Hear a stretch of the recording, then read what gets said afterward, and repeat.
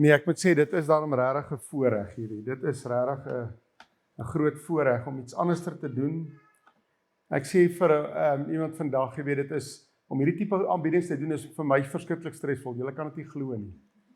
My spoeg droog op. Ek slaap sleg. Dit voel of ek eksamen skryf.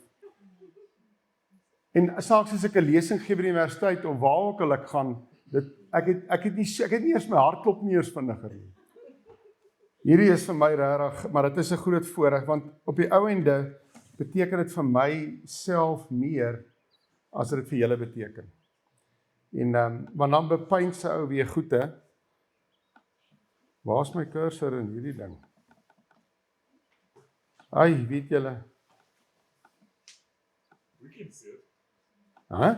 Ons kan dit sien. What? It's on your screen, not Clown's screen. So go, where is it now on top? If only we had an arty down. Yeah. I need, ja. I'm really not good with technology. I was born, ek was gebore in die tyd van draadkarre. PowerPoint, hè? Ja, Kyk, hoe het jy dit gedoen? Kan jy sien? nee. Hold on. No, I'm fine. I know now. Now you know. Nou weet ek waar om te gaan. Nee, dis 'n groot voorreg. En vanaand, ek sien hier's nou van die jeug ook, en ons gaan praat oor, jy weet, ek werk met mense wat desperaat is. En ek sien jong mense ook wat desperaat is, veral die girls. Hulle soek 'n man.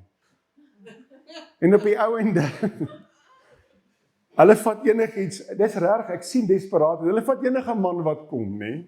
En as ek daai man so kyk en ek kyk, hy is so lelik soos die nag. Maar dis al wat sy wou gehad het. Ek soek net 'n man. Ek het al gesien hoe meisies regtig met mans wat hulle lelik behandel. Ek het eendag vir 'n meisie gesê, maar los die ou. Hy's eintlik, hy behandel jou sleg, maar hulle hou vas daaraan, want ons leef in 'n desperate tyd. Sjem, ek het eendag, hoe bedien ons desperate mense? Ons gekyk na Johannes 5, waar Jesus desperate man bedien het. Maar as jy dink aan, 'n vrou kom een keer by my, dit was skokkend, en ek sien haar, sy is seker so 63. En sy is verskriklik gelukkig, want haar man is 3 jaar gelede dood, en sy het hierdie man wat ontmoet, wat sy 27 jaar terug, het hulle saam ernstig gewerk, en dit is vir haar te wonderlik. En sy sê, dis die 3 wonderlikste maande van haar lewe, sy is nie alleen nie, sy is desperaat, nê? En eendag bel hulle my noodgevalle toe by Rosepark, en dit was skokkend vir my gewees. En die vrou sit daar met verskriklike buikpyn, en ek dink by myself, maar sy kan nie buikpyn nie, want dan moes ek iets gemis het. En ek gaan na hierdie arme vrou toe, en as ek by haar kom, sy kreun van pyn. Ek ondersoek haar, ek kry niks fout nie. Ek sê nader vir die suster, hier's iets fout. Ek sê, kom staan 'n bietjie weg. Kom ons maak die gordyn net so 'n bietjie oop, dat ons haar net kan dophou. Die maak nie sin nie. En ek en die suster stap weg van haar af, dan makeer sy niks. Dan sê ek vir die suster, gaan na haar toe, en sy by haar kom, dan lê daai vrou en huil. En toe gaan ek na haar toe, en ek sê vir haar, luister hierso, wat is fout? En toe die man, julle kan nie glo nie, toe het hy 3 ander vrouens. Desperate mense doen desperate dinge. Ons kyk na dis iets wat ons kerk ook eintlik moet aanspreek, nie? Ek kyk na Louis Liebenberg se storie. Julle almal ken vir Louis. Weet julle wie hy? Hy was nou slim. Hy het wiskunde gedoen. Hy het 'n klomp mense, hy het 4.3 miljard rand uit mense uitgeswendel. En ek het soveel ou mensies gesien wat in desperaatheid gegaan het en hulle laaste geldjies belê het en hulle hele pensioen verloor het. Ons leef in desperate tye. As ons kyk wat mense doen uit desperaatheid uit. Daar's mense wat leef in gebroke gesinne. In desperaatheid soek hulle sekere aandag. En wanneer ek hier na hierdie teks wat ek wil gebruik, wanneer ons Jesus nie raak sien nie, kom ons buig ons hoofde. Dierbare Hemelse Vader, baie dankie dat ons die wonderlike voorreg het om weer eens die woord te kan oopmaak. Wil jy asseblief in ons harte inkom, Here? Maak die wêreld stil uit, neem die geraas van die wêreld weg en help dat ons die influistering van die Heilige Gees sal hoor. Wil jy ons elkeen seën, Here? Dankie vir die wonderlike voorreg wat ons het om u woord te kan oopmaak. Seën ons nou, is ons gebed in Jesus naam. Amen. As ons kyk, waarvoor is ons geroep, nê? 1 Johannes 4 vers 12 sê, niemand het God nog ooit gesien nie, maar as ons mekaar lief het, bly God in ons en het sy liefde in ons sy doel volkome bereik. Die wêreld het nie God gesien nie. En ek en u, as 'n dienende kerk, moet aan 'n gebroke wêreld Jesus openbaar. En wanneer ons na hierdie verhaaltjie toe gaan van Jesus, en die leraar het vanoggend ook gepraat van die man neem sy bed op en loop, toe wonder ek by myself, gaan hy nou ook oor Johannes 5 praat? Dit sal nou 'n interessante toeval wees. Maar as we kyk hierso, Jesus het ons gesien, is nie haastig nie. En hy gaan na hierdie belangrike Joodse fees toe. En Jesus is op pad Jerusalem toe. En wanneer Jesus loop, het ons gesê, loop hy stadig, en hy's attent op wat is besig om hom aan te gaan. Jesus gaan na hierdie belangrike fees toe, en almal verwag dat Jesus moet gaan. Ek kan sien hoe die disippels vooruit loop en sê, kom Here, ons moet nou loop. Maar wat gebeur?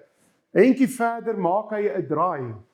En by die skaappoort in Jerusalem was daar 'n bad met die Hebreëse naam van Bethesda. Dit het 5 pilaargange gehad.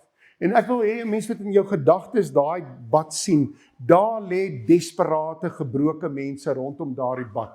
En hierdie verhaaltjie het my baie as kind, dit my getikel. Maar dit het ons gesê, en as jy kyk na die 53 vertaling, en 'n engel het gekom en die water geroer.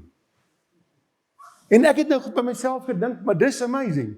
En as jy in hierdie bron kom, dan is jy gesond. Maar as mens mooi logies dink, dis nie hoe Jesus werk nie.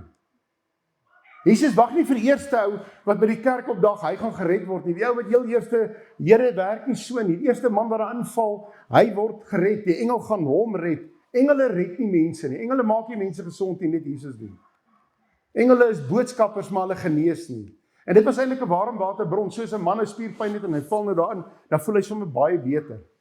Maar Jesus stap en hy sien, hy draai af en ek kan sien hoe die disippels besig is. Ek sê vir jou, hulle is haastig, jy moet kom. Ons het 'n besige ding om te doen, julle moet kom. Ek kan sien hoe hulle op die telefone praat en Jesus draai af en hy stap na daardie bad van Bethesda toe. Dis 'n plek van absolute moedeloosheid.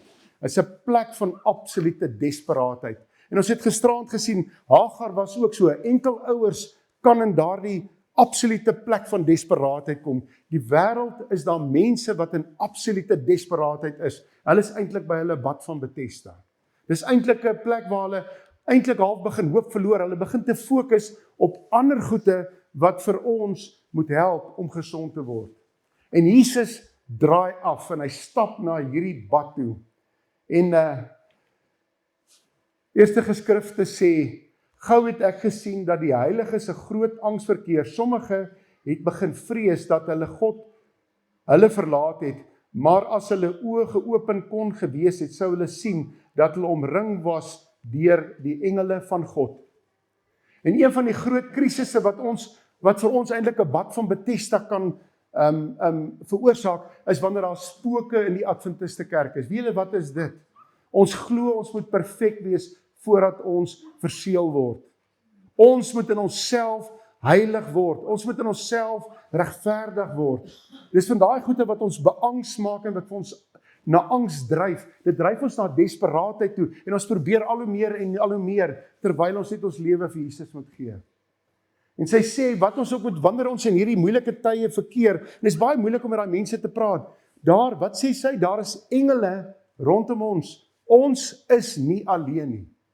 Ons is nie alleen nie. En hier stap Jesus na hierdie man toe en toe hy daar kom vers 3 sê, waar daar baie gestremdes gelê het, blindes, krepeles, lammes, onder hulle was daar 'n sekere man. Hy was 38 jaar lank siek. 38 jaar lê daai man by daardie bad en wag op genesing. En baie keer in my lewe, ek was eintlik baie ongeduldig met God gewees. As ek terugkyk in my lewe, ek weet nie hoekom nie. Hierdie man lê 38 jaar, ek sê vir my gesê, Here, 38 jaar, hoekom nie net 5 jaar nie? 38 jaar lê hy by daardie bad en hy hoop dat hy binne daardie bad kan kom en sy genesing kan ontvang. En Jesus stap na daardie man toe en hy kyk na daardie man. As ons dink aan 38 jaar, Jesus het daardie man gesien. Hy het daar rond gekyk tussen daai mense en hy het spesifiek na daardie man toe gegaan en hy wil sy behoefte aanspreek. 38 jaar, dan vra ons vir onsself, is Jesus op tyd? Is Jesus betyds? 38 jaar, hoekom nie net 5 jaar nie? En ek wil julle die verhaal vertel, ek dink ek het dit al vir julle vertel, toe ek klaar met skool is, was daar nie 'n sent nie. Ek kon nie gaan studeer nie. Kyk, daai tyd kon jy nie 'n poshokkie afbrand of een of ander gebou se vensters uitgooi en dan kry jy geld nie. Daai tyd, as jy nie geld het nie, dan gaan jy nêrens heen. En ek doen aansoek vir seker 15 beurse of 14 beurse. Ek kan nie onthou vir hoeveel beurse ek aansoek gedoen het nie. Dan kry ek daai mooi briefies terug. Ek weet nie of julle dit al gesien het, en dan sê hulle, jy is 'n baie belovende jong man, en jy sal dit nog ver bring, maar, weens, ek het soveel van daai briewe gekry, en dit was, die 8de November, maak ek skool klaar. Daar's nie 'n sent nie. God is altyd op tyd. Ek wil dit nie glo nie, ek het daaroor gebid, elke beurs kom terug, so mooi briefie, jy's verskriklik mooi, en jy's oulik, en ons kan sien jy's begaafd, en ek weet nie hoekom hulle dit vir jou skryf nie. Plek sê sê, luister, jy was onsuksesvol. Dan is vertel jy al daai mooi goed, of jy nou moet beter voel, jy's naderhand so bly, jy was onsuksesvol, jy voel sommer beter, nadat hulle jou, ek voel sommer nou reg. Maar Jesus is altyd op tyd. En ek begin te werk, ek het my pen neergesit en ek begin dadelik met vakansiewerk. Ek het nogal gekompeteer ook in daai tyd, in die aand het ek gekompeteer. Dit was verskriklik om daar in die deure te klop, jy weet. Hallo, ek is van gesin en gesondheid. Sal dit nooit, niemand weet wie dit is nie. Wie, wat? Jy weet, party mense het my sommer uit, ek sit daar in die sitkamer, dan kom hulle dan, nee, jy moet loop, ons koop niks. Maar hulle weet eers wie sê ek, hulle sê eers hallo nie, dit was nogal.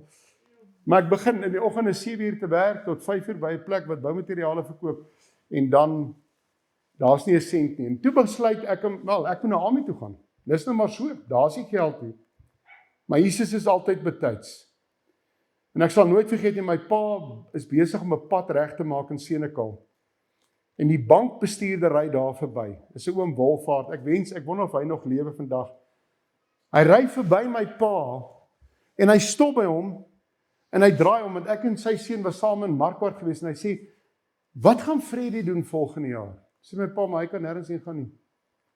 Hy gaan Ami toe. Hy sê, gaan hy nie swat nie? Hy sê nie, hy kan nie. Hy sê, ek gaan vir hom 'n plan maak. Toe maak hy vir my 'n plan.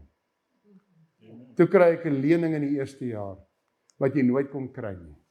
So die Here is altyd betyds. As ons kyk na hierdie 38 jaar, as ons kyk na hierdie, God is nooit te vroeg nie. Psalm 27 vers 14 sê, die ou vertaling sê, wag op die Here, wees sterk en laat jou hart sterk wees, ja, wag op die Here. Dis baie moeilik, nie? 38 jaar sê, wag op die Here. Die Here is altyd betyds. As ons kyk na Jesaja 55 vers 8 sê, want my gedagtes is nie julle gedagtes nie, en julle weë is nie my weë nie. Ons verstaan nie altyd nie, hoekom daardie wagperiode is nie. Ek kan jong mense sien, wat nou net klaar gestudeer het, veral vrouens, ek moet dit nou noem vrouens, hulle het so behoefte net om getroud te kom, nee, klink nou vreeslik, hulle wil net so graag 'n lewensmaat hê, jy weet, kyk in ons dae was daar die opsitkers, jy het nou nie ver met daai ene gekom nie, hulle was almal, dit was altyd so mooi as ek dit gelees het, hou van alles wat mooi is in die lewe, dit was altyd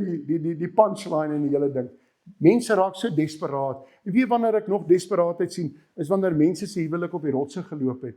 En dan hulle gaan gou weer in 'n tweede verhouding of 'n tweede huwelik in, met al die probleme wat daarmee saamgaan.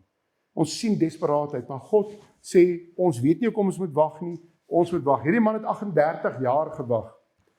En hy was nooit laat. Die Galasiërs 4 vers 5 sê, maar toe die tyd gekom het, wat deur God bepaal was, het aangebreek het hy sy seun gestuur. God is op tyd.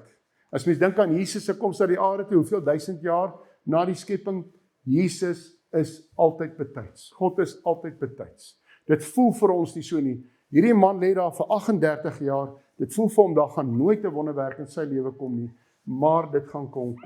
En wat moet ons doen? As ons kyk na Jesus, hy het daai man raak gesien. Die probleem met ons is, ons sien probleme raak, maar ons wil nie betrokke raak nie. En toe jy vanoggend ook sê van die boemelaar, nee, en ek hierdie verhaal met julle sien, is eintlik baie mooi. Ek weet nie wie van julle het sien, hierdie man het in sy boek dit geskryf. Hy stap een dag in by 'n koffieshop en daar sit 'n boemelaar. Hy bedel nie, maar hy kyk net na. Hy kyk nie eers na hom nie. Die man sit daar met sy hand in sy hare, hy sit net daar. En hierdie ou loop na die toonbank toe en hy koop vir hom 'n koffie en hy besluit, hy gaan maar vir die man ook 'n koffie koop. En hy stap uit en hy gaan gee vir daai man 'n koppie koffie. Dis al wat hy doen. Hy het hom net gegroet, hom op die skouer gedruk want die man het kop onderste bo gesit en hy gee net vir hom 'n koppie koffie. Na ruk sit hy in sy koffie en drink binne in die koffieshop. Toe kom hierdie man opgestap na hom toe met hierdie briefie. I wanted to kill myself today because you now do not thank you very much. Net daai klein aanraking. Hierdie man was betyds vir daai man se lewe. Hy was op pad om sy eie lewe te neem. En hy altyd van doen is hy gee vir hom 'n koppie koffie. Ons hoef nie groot goede te doen nie. Ons hoef nie groot seminare te hou nie. Ons moet net daar wees vir mense en ons moet mense aanraak. En onthou, God is aan ons kant. Dit voel vir ons baie keer soos 'n ewigheid, maar Jesus is altyd op tyd. En dan gaan hy na die man toe. En dit is baie interessant as jy na hierdie man kyk en dit is die gevaar en dis waar die titel vandaan kom. Jesus staan by daardie man. Hy stap na hom toe. Jesus sien hom lê. Jesus sien gebrokenheid raak. Dis die eerste ding. Tweedens, Jesus gebruik gebrokenheid of desperaatheid. Jesus sien dit raak. En hy het geweet dat hy al baie lank siek was. Toe vra hy vir hom, wil jy gesond word? Wat gebeur toe?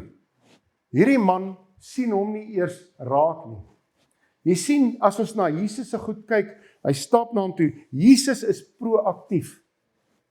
Hy wag nie eers eintlik vir antwoord nie. Jesus se diens aan daardie hulpbehoevende man is proaktief, want hy stap na hom toe en sê vir hom, wil jy gesond word? En die man sien hom nie eers raak nie. Kyk wat sê die man vir hom. Die sieke sê vir hom, meneer, ek het niemand om my in die bad te sit nie. As die water in beweging kom en terwyl ek aansukkel, gaan iemand anders voor my in. Dit is eintlik verskriklik.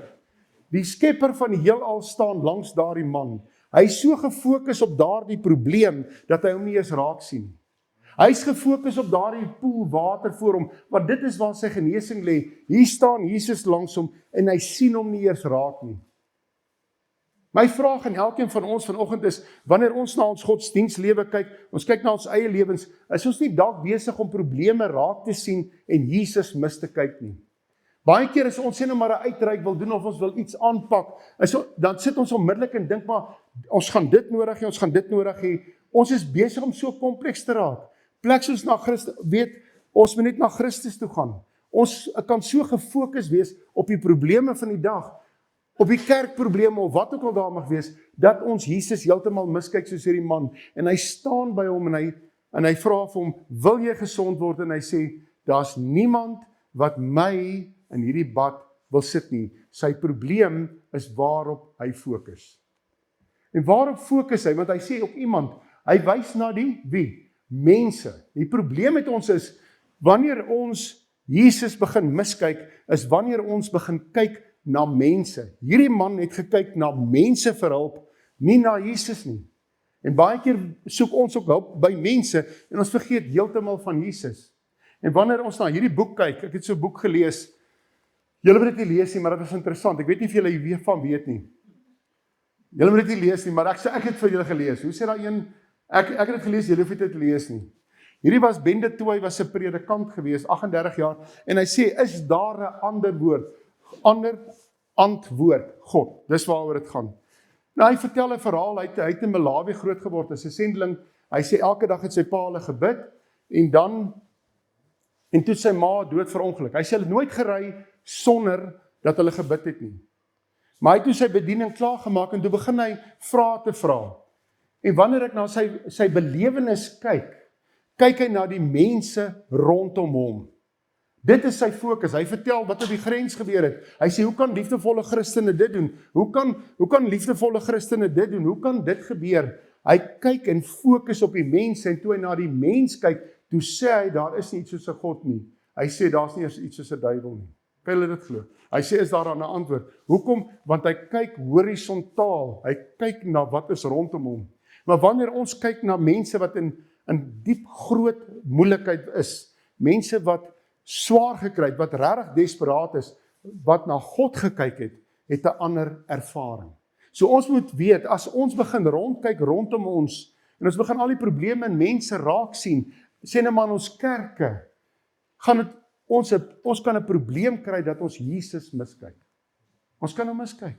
Ons fokus op mense, maar daai ou kan nie dit doen nie, want hierdie ou kan nie wat weet nie, die probleem is net te groot. En dis wat hierdie man gedoen het, toe hy na mense begin kyk, toe sy perspektief, sy godsdienst word gedefinieer oor die belewing wat mense gehad het, toe word hy sê daar's geen God nie. Maar wanneer ons na iemand kyk soos Corrie ten Boom, ek weet julle ken hierdie verhaal. Julle ken almal die verhaal. Dis almal pragtig nie. Hierdie vrou was in Ravensbrück. Ken leer al die storie. Dis hom eintlik pragtig. Maar net om te sê, sy kyk na Jesus. Sy sê selfs vir die vrouens, die luise wat hulle so by, dit was baie mooi, in hulle plek moet ons die Here voordank, want toe die soldate hulle uitgelos. So sy het in alles gesien dat God hulle lei. Sy het na God gekyk en sy skryf hierdie woorde: If you look at the world, you'll be distressed. If you look at within, you'll be depressed. If you look at God, you'll be at rest. Dis almal pragtig. Dis iemand wat na Christus kyk, wat vertikaal kyk, wat sy herlewing in Christus soek. Wanneer ons probleme opduik, moet ons na Christus kyk. Dis die eerste persoon na wie toe ons moet gaan. As ons begin soek en kyk na mense, dan gaan ons die stryd heeltemal verloor. En hierdie man kom en hy sê, daar is niemand nie. En hy sê, terwyl ek aangesikkel word, gaan iemand in en hy fokus op daardie pad. Hierdie man het 'n probleem en hy fokus op die probleem voor hom. Want dit word sy alles. Hy vergeet heeltemal van Jesus. En Jesus stel eintlik, hy stel sy vertroue in die water, nie in Christus nie. En dan sê hy, die sieke het hom geantwoord, meneer, niemand nie. En ons het eintlik baie wonderlike leerstellings, nee. As ek nou dink daar by myself, wat kan ons as Seventig Adventiste vir hierdie wêreld bied? Ons het 'n pragtige verlossingsplan. Mense is desperaat. Mense is moedeloos, maar daar moet 'n nuwe herlewing in hulle lewens kom.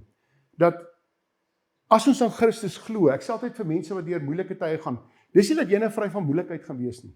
Maar terwyl jy in die moeilikheid is, mag daar vrede in jou hart wees. En dis wat Christus vir ons bring. Christus sê nie, hy gaan ons kwytskeld van moeilikheid nie. Hy sê nie, hy gaan ons kwytskeld van trane nie. Hy sê nie, hy gaan ons kwytskeld van uitdagings nie. Maar wanneer ons dit ervaar, sal daar vrede in ons harte wees. En die probleem is dit, as ons soos hierdie man begin raak, en ons val in ons kerklewe, die probleem met ons is, as ons fokus in Jesus is nie, dan raak ons baie krities. En almal, ons begin foute vind met die predikante, ons begin foute vind met die konferensie, ons begin met die kerkbestuur, begin ons foute te vind, wanneer ons fokus op die ander dinge, die verkeerde dinge, die dinge wat nie Jesus is nie. Jy sien, wanneer ons kyk na die storms in ons lewens, en dis wat hierdie man ervaar het, daar's 2 storms wat daar gewees het. Die een was gewees deur onsself. Ons ken almal daardie verhaal, Matteus 14 vers 22, en Jesus het dadelik sy disippels gedwing om in die skei te gaan en voor hom uit te vaar en oorkant, terwyl hulle die skare weggestuur het. Hier sê Jesus vir hulle moet gaan. En dan was daar Jesus self met hulle in die boot. Julle ken die verhaal. Dis 2 storms wat hierdie mense ervaar. Die een storm het Jesus hulle laat vaar in, want hulle het lank gewag. Dis eintlik hulle eie skuld dat hulle in daai storm beland het. Die Here het geweet daar gaan 'n storm kom en hy sê vir hulle, julle moet gaan, en hulle gaan nie, en hulle talm en hulle beland daarin. En die ander ene was, Jesus was saam met hulle op die boot, maar wat het gebeur in daai 2 storms? Hulle het nie Jesus raak gesien nie. Hulle het hard probeer om daardie boot peer te laat dryf. Hulle het hard probeer om 'n mensgemaakte ding te probeer laat dryf. Jy sien, wanneer ons oë van Jesus af wegvat, dan is ons gefokus op onsself en op ons omgewing. En daar, ek kan sien hoe hulle met emmers daai boot probeer laat dryf. Die boot is gemaak deur 'n mens, terwyl die Skepper van die heel aarde lê en slaap op die agterkant, en hulle vra hom nie eers nie. So wanneer ons begin fokus op ander dinge, die probleem raak groter as wat dit raak ons primêre fokuspunt, dan kyk ons vir Jesus mis. Dieselfde soos met daardie man by die bad van Bethesda. En daar is een groot uitdaging in ons lewens, wanneer ons dinge begin miskyk, ek was geskok gewees oor hierdie ding wat ek raak gelees het. Wanneer ons begin fokus op mense en op wêreldgebeure, dit is belangrik om hierdie goed te weet. Dit is belangrik om te kyk na wêreldgebeure. Dit is belangrik om te kyk na profesie. En ek sê dit oor en oor, profesie is baie belangrik, ons is 'n profetiese kerk. Maar wanneer ons begin betrokke raak in spekulatiewe teorieë, dan begin ons Jesus mis te kyk. Want eintlik sê van hierdie spekulatiewe teorieë dat dit bring nuwe lig tot ons profesie. En as ons mooi dink oor al hierdie spekulatiewe of conspiracy teorieë, bring dit nuwe lig tot ons profesie. Nee, dit mag dalk dinge uitlig, maar wanneer ons begin vasgevang raak in spekulatiewe teorieë, dan begin ons Jesus mis te kyk. Dan soos daardie man wat langs daardie bad van Bethesda lê, in desperaatheid, ons kan nie wag dat Jesus kom nie, dan raak ons gefokus op die probleme van die wêreld en ons sien nie vir Jesus raak nie. En toe kry ek hierdie term wat hulle gebruik, godsdienst-trauma syndroom. En die groot ding is dit, wanneer ons mense kyk, ek ken mense wat regtig floreer op conspiracy teorieë of spekulatiewe teorieë uit ander denominasies. Hulle is angsbevange mense. Hulle is desperate mense. Hulle is bang vir alles. Hulle glo alles. Hulle is bang. Ek onthou eendag vertel een van die predikante, hy het met my een keer oor iets met my gesels tydens die lockdown. En hy noem dit toe vir iemand by sy kerk. Dis 'n Adventiste kerk. En toe sê daai persoon, nee, jy kan nie vir vrede glo nie. Hy word betaal deur die universiteit om te sê wat julle moet hoor. Kan jy dit glo? Ek word betaal. Ek het nie daarvan geweet nie. Ek is stom geslaan. Maar dis wanneer ons begin fokus, ons is 'n profetiese kerk, ons is gefundeer in profesie. Profesie is baie belangrik, ons moet dit studeer, maar wanneer ons hierdie ander teorieë begin aanhaak, en ons begin krities te fokus op wêreldgebeure, dan gaan ons Jesus miskyk. Soos daardie man van Bethesda. Ons sal nie eers agterkom, hy staan agter ons nie. En dit is wat hierdie een term wat hulle gebruik, hierdie mense raak vreeslik angsbevange. En dan die ander ding wat ook 'n belangrike ding is, dis nie op die Adventiste kerk nie, dis nie, die studie sê by die Adventiste kerk nie, maar wat hierdie mense doen is, hulle vergeet van genade en fokus op wettigheid. Hulle praat nie oor die Adventiste nie, dit was nie Adventiste kerk, dit was 'n ander denominasie. So wat doen hulle? Hulle kan nie vir Jesus raak sien nie. Hulle is besig om te kyk, wat moet ek doen om eendag gered te word? Wat kan ek doen om gered te word? En as ons mooi daaroor dink nie, eendag wil 'n man wat regtig hou nie van die Adventiste nie. En hy vat my eendag aan, dit is klompie jare terug. Ek onthou ons was by 'n kongres gewees. Hy het nie baie goeie woorde vir die Adventiste nie. En ons klim so af en hy sê vir my, ek sê nou vir jou Fred, ons word deur genade gered. Hy sê ja, deur genade en genade alleen. En toe is hy stom geslaan. Want dis wat dit is. Ons redding lê in Christus. Sê nou ek kan begin dinge doen om my redding te bewerkstellig, behalwe om my lewe ten volle aan God oor te gee, dan sal daar weer eendag sonde wees. Die dag wanneer ek Jesus sien en ek is gered, dan sê ek dankie Here, U het vir my alles gedoen. Maar wat ek kan doen is dit, ek kan herlewe, ek kan my lewe vir Christus gee. Dit moet my dryfveer wees. Maar die probleem is, ons is besig om allerhande sy takke te vat, wat ons aandag wegvat van Christus af. En hierdie mense is angs. En dan die ander groot ding is, mense strewe wat hierdie trauma syndroom kan veroorsaak. Ons moet perfek wees. En ons het daaroor gepraat. Ons moet perfek wees. Ons moet na Christus toe gaan. Alleenlik in Christus kan ons perfek wees. As ons dit in ons gedagtes elke dag bid en pleit, sal ons Jesus sien as hy langs ons staan. Ons gaan hom nie miskyk nie, soos hierdie man by die bad van Bethesda. Hulle sê dis 'n vorm van posttraumatiese stressyndroom. Mense voel gebroke, hulle is paranoïes, hulle wantrou almal en hulle sukkel om regtig besluite te neem. Hulle is bang om besluite te neem. Ek onthou hierdie tyd nie met hierdie lockdown, en die inentings. Kyk, dis allemaal groot gesprekke gewees. En almal is kwaad vir almal in die kerk. En die kerk is nie net ons denominasie nie, ander denominasies is in 2 gesplit. En wat het hulle in 2 gesplit? Dis 90% uit spekulasie teorieë. Ons is so paranoïes dat ons is vatbaar vir hierdie spekulasie teorieë.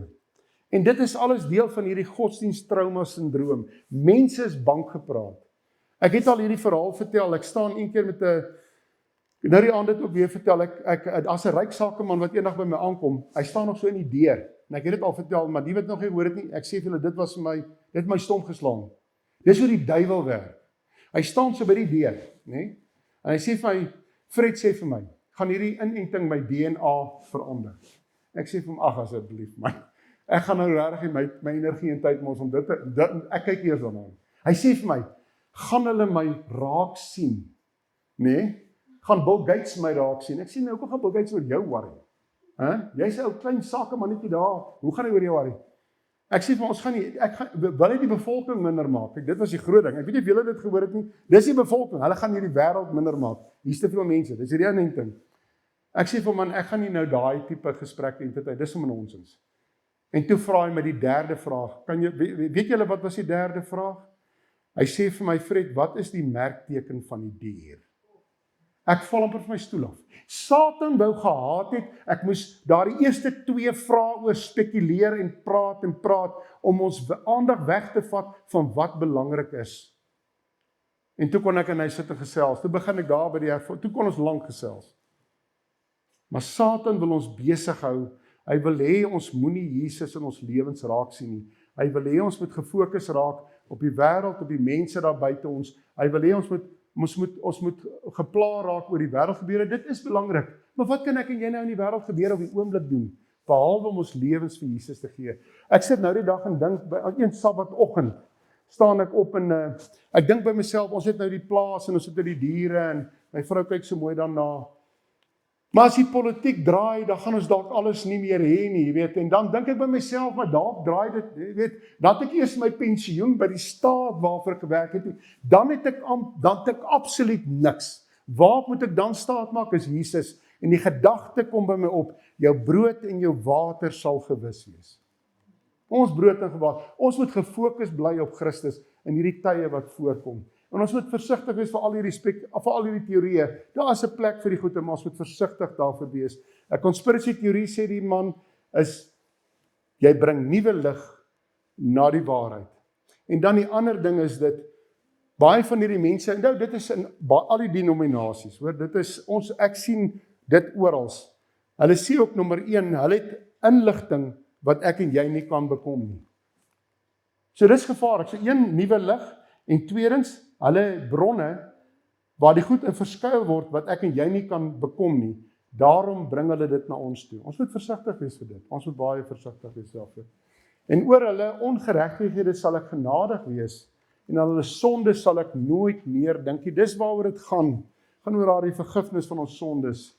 En toe sê hy so, want dit is God, wat julle gewillig en bekwaam maak, om sy wil uit te voer.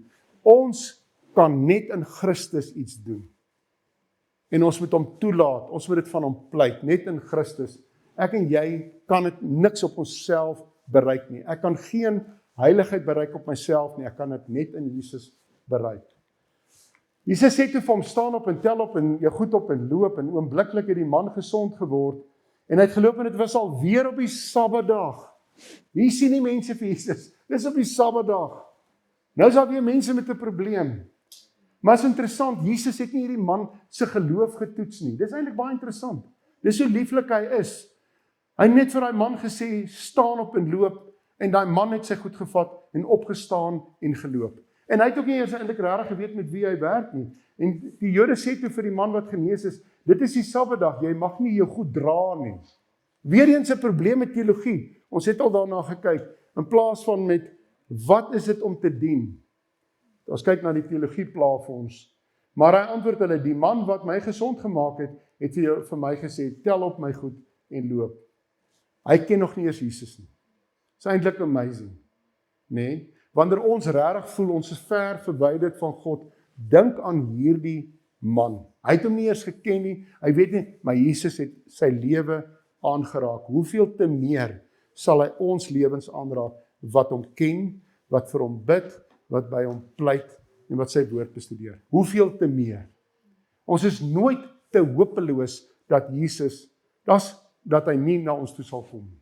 Hy sal nooit nie. En hierdie man, hy sê, hy het so goed gevat en geloop, en dit sê ook vir ons, ons hoef nie perfek te wees nie. Jesus het hierdie gebroke man se lewe aangeraak, en dis wat hierdie kerk moet doen. Ons moet gebroke mense se lewens aanraak, en hulle na Jesus toe vat. Dis ons eerste primêre doel moet wees. En dan sê hy, toe vra hulle vir hom, wie is die man wat vir jou gesê het, jy goed om te loop? Die man het gesond geword, en egter nie geweet, dat wie dit was nie, want Jesus het ongemerk weggegaan, omdat daar 'n klomp mense op die plek was. Dis eintlik amazing. Jesus doen hierdie wonderwerk, almal kyk nou weer na die Sabbat, hulle sien nie die wonderwerk eintlik raak nie. Jesus verdwyn ongemerk, maar Jesus het 'n aanraking met hom gehad, hy sal hom later ten volle aan daardie man openbaar. En dis hoe ons moet dien as 'n kerk. Ons moet mense nou na Jesus toe lei, want Jesus sal hom eendag ten volle aan daardie mense openbaar. Ek dink sommer nou skielik in 'n sitaat, ons het gepraat daaroor, ek sal die sitaat kan kry.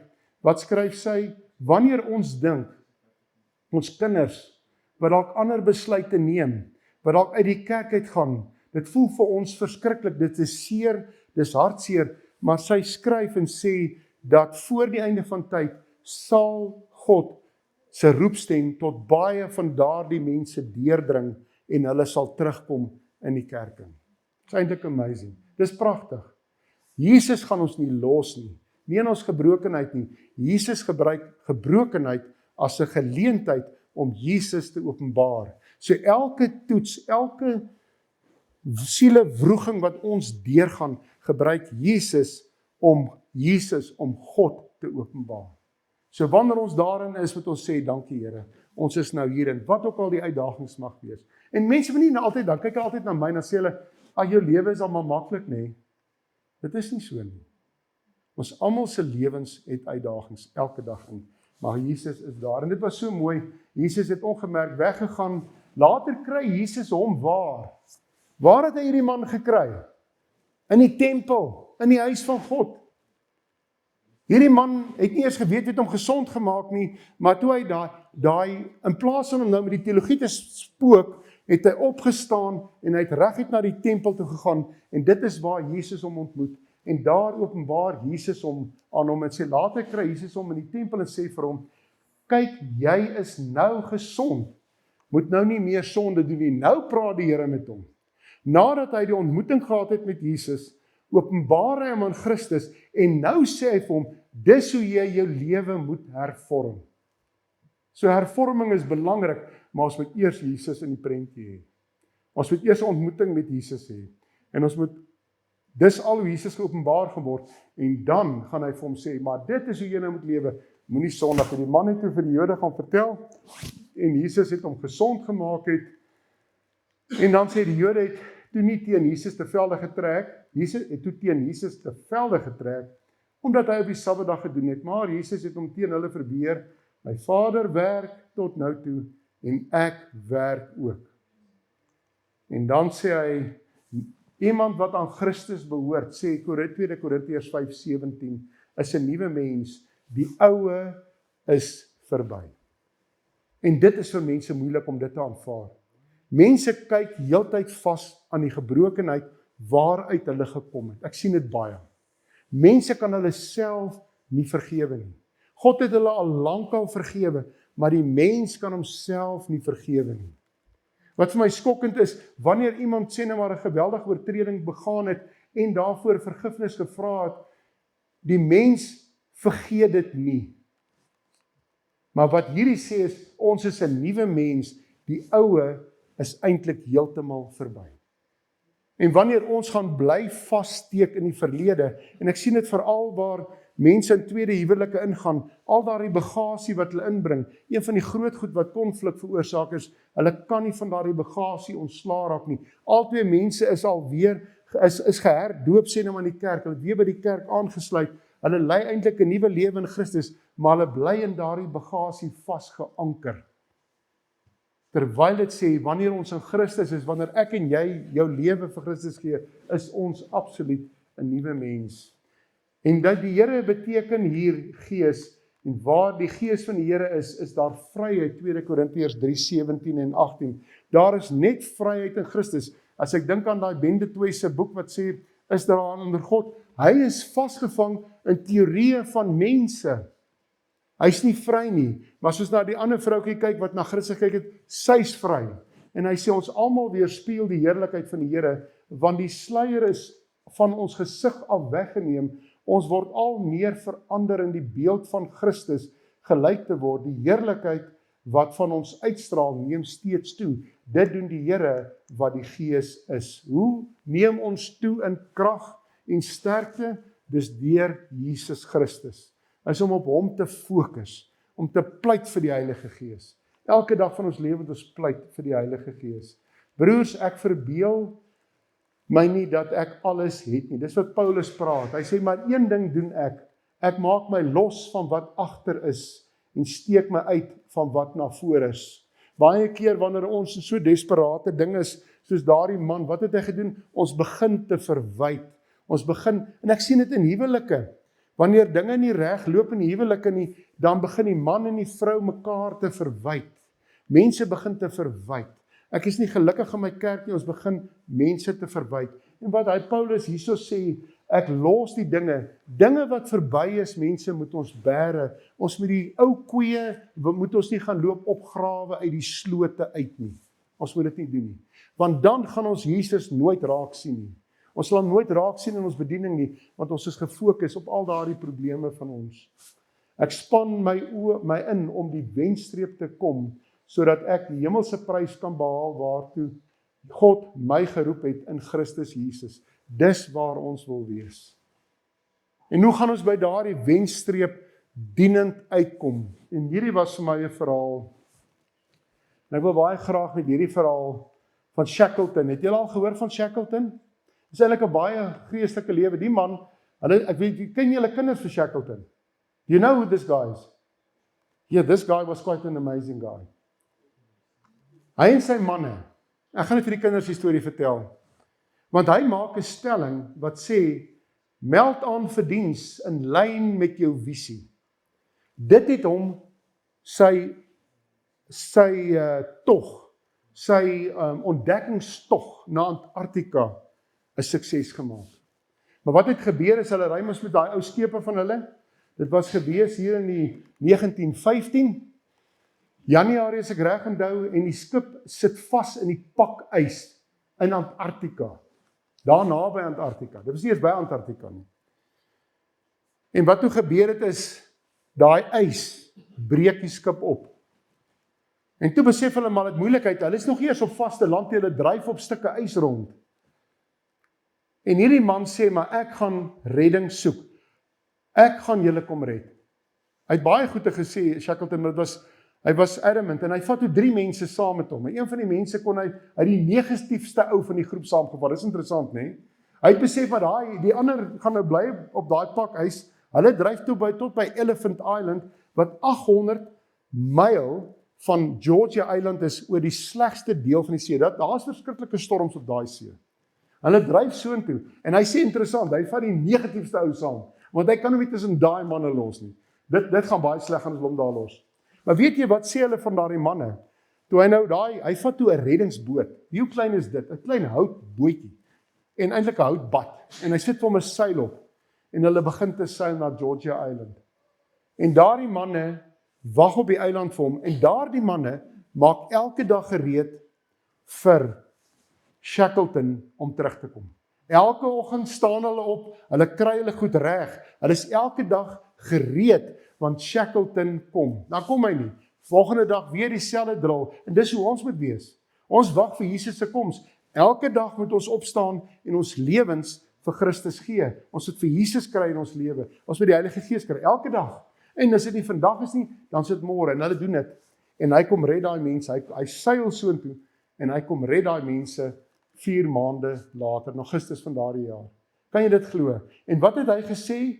Meld in vir diens in lyn met jou visie. En my vraag vir u en elkeen van ons, wanneer ons hier uitmekaar uitgaan, meld aan vir diens in lyn met jou visie. En wie's daardie visie? Dis Jesus Christus. Ons fokus baie keer en sê maar, waar is ons fokus? Ons fokus moet wees met die wederkoms? Nee, ons fokus is om elke dag met Jesus te wandel. Ons moenie daar ons mylpaal of ons doelpaal stel nie. Ons doelpaal is hier by ons nou waar Jesus is. So my gebed vir elkeen van julle is, as ons hier uitmekaar uit gaan, meld aan vir diens in lyn met Jesus. Kom ons buig ons hoofde. Baie dankie, dierbare Hemelse Vader, dat ons so 'n wonderlike voorreg het om Jesus te kan dien. En help Here, hier waar ons almal uitmekaar uitgaan, wil U ons almal veilig bewaar en 'n veilige reis gee. Maar Here, daar waar ons in die wêreld ingaan, help asseblief dat ons sensitief sal wees vir gebrokenheid, vir hartseer. Help Here dat elkeen van ons lewens sal aanraak. Help Here dat die Heilige Gees elke dag saam met ons sal wees. En help Here dat Jesus ons nommer 1 prioriteit sal wees. En wil U vir ons almal behoed en bewaar vanaand ook in 'n goeie nag geskenk is ons gebed in Jesus naam. Amen.